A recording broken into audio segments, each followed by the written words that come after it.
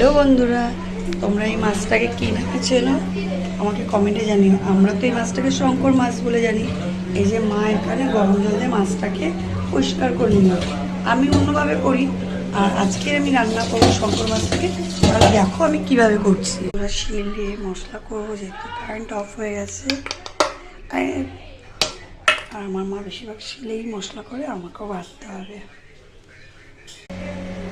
শিলে বাটতে একটু কষ্ট হচ্ছে, মিক্সিতে তাড়াতাড়ি হয়ে যায়, কিন্তু শিলে বাটার টেস্টটাই আলাদা। এই যে মশলাটা বাটতাম, আলুটা তেলকে তুলে নেব। আলু ভাজা হয়ে গেছে, এবার আলু ভাজাগুলো তুলে নেব। জিরে তেজপাতা ফোড়নটাকে দিয়ে দিলাম। এবার হচ্ছে পেঁয়াজ টমেটো কুচিগুলো দিয়ে দিলাম পেঁয়াজ ভাজার মধ্যে, তাকে দিয়ে দিলাম।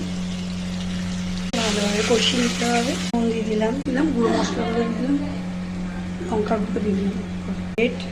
এবার জল দিয়ে দেবো। রেডি।